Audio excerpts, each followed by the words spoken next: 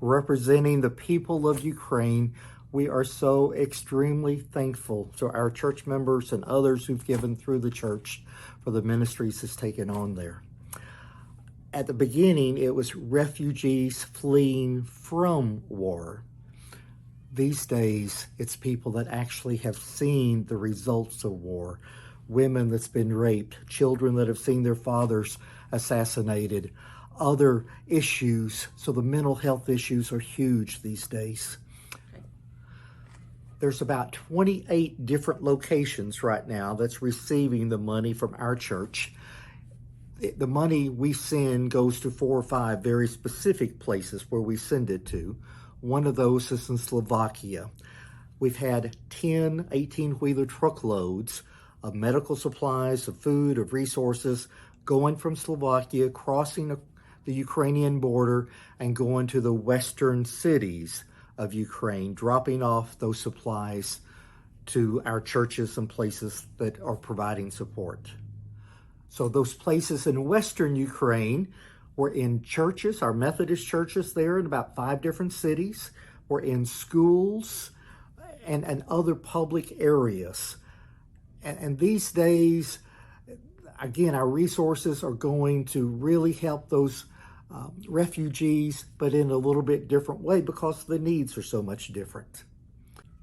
We're also sending money to Chernovtsi, Ukraine. Chernovtsi is just about 20 miles north of the Romanian border, but it's the closest area to Odessa, to Mariupol, to Kherson, and those cities in the southern part of Ukraine for them to cross the border into Romania.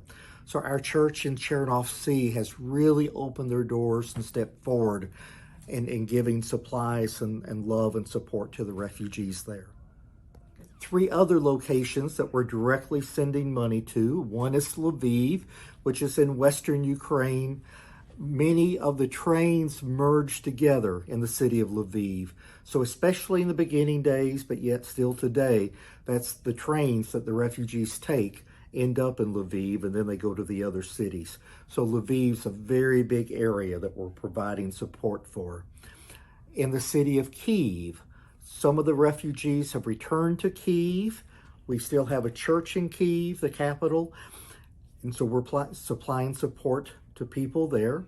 And then in the city of Kharkiv, that you've seen on TV so very much, that's been extremely bombed, we have a church that they're still hosting about 100 refugees all through the bombing. They've never left. We're able to send money to Western Ukraine, then they can send it to Kharkiv. They even sent several boxes of medicines from Western Ukraine, and it made it to Kharkiv through prayers and your generous support. So truly, through our financial resources, we're supporting people all across the country of Ukraine, exactly where they're located, exactly where their needs are. And it's our friends, it's church members, it's pastors that I've worked with for many, many, many years. So I get the question quite often, are we still supporting? And the answer is absolutely yes. And again, I thank you for that support. And I can promise you it's going directly to the needs of taking care of our refugees